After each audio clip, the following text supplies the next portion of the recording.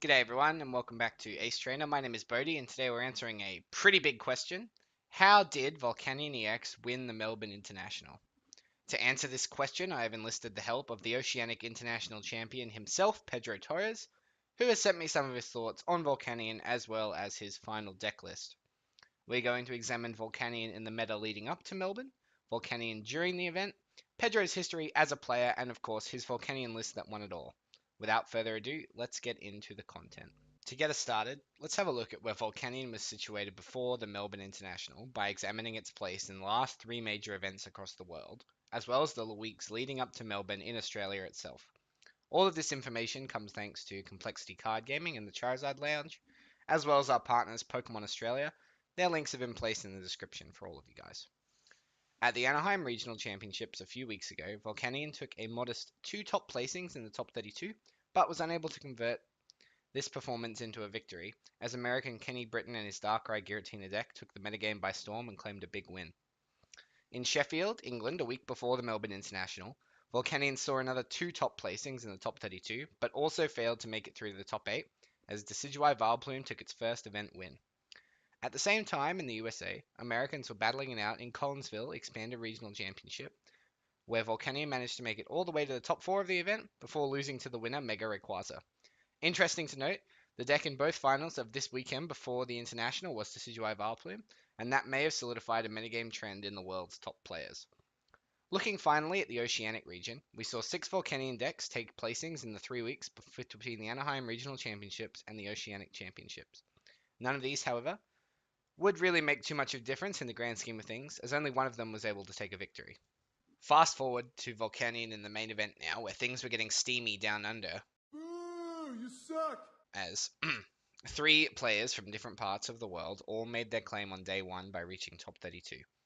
Who we are focusing on today is Pedro, but it is important to remind you guys that the second seed going into the finals, as well as Pedro, Gustavo, was also playing Volcanion EX.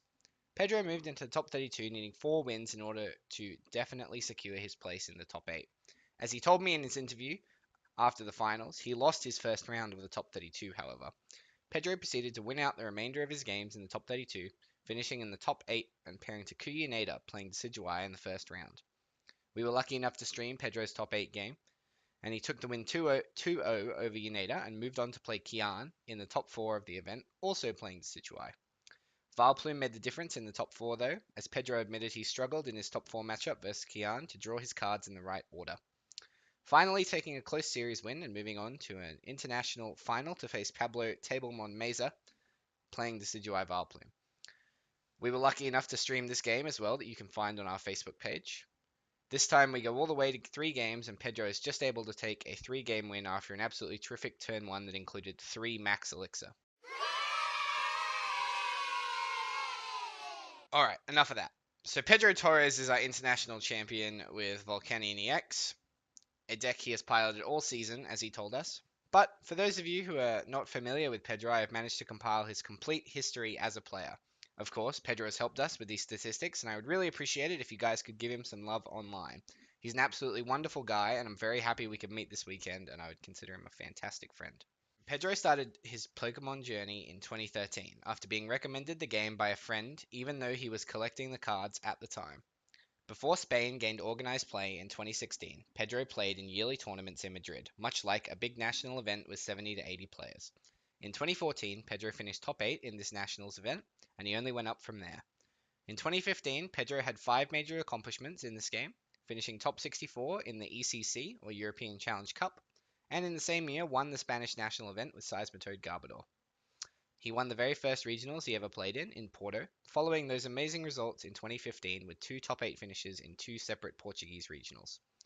2016 for Pedro saw Spain gaining organised play and him finally being able to travel his own country of Spain for league challenges and league cups, of which he placed highly in and won multiple. Looking towards the current day now, and Pedro finished 19th place at Liverpool Regionals in November, and followed his amazing run up 3 weeks later with a top 8 performance in London with the same Volcanion EX deck. Lastly, Pedro also placed top 8 in the Sheffield Regionals just 7 days before the Oceanic International, capping off what has been an amazing run for an amazing player. Let's finish up this video now, guys, by talking about the Brazilian International coming up in a month's time, and just what we can expect to see coming out of Volcanion. As Pedro mentioned to me in my interview, Volcanion has a few options available to it in order to tackle the current metagame. Pedro let us know that a card he had tested as a Decidueye counter is Rough Seas, and that it would be a good option for stopping Decidueye going forward. Before we go now, I'm going to leave you guys with Pedro's Volcanion deck list to have a little look over for 20 seconds. Feel free to pause the video here to check it out, but I will be foregoing the commentary as I think it's better for you guys just to take a look at it on your own. There will be some nice soft music in the background if you decide to leave it running. Otherwise, guys, my name is Bodhi. Check out our social media, Ace Trainer Australia, on all the channels, and we'll see you soon. Bye.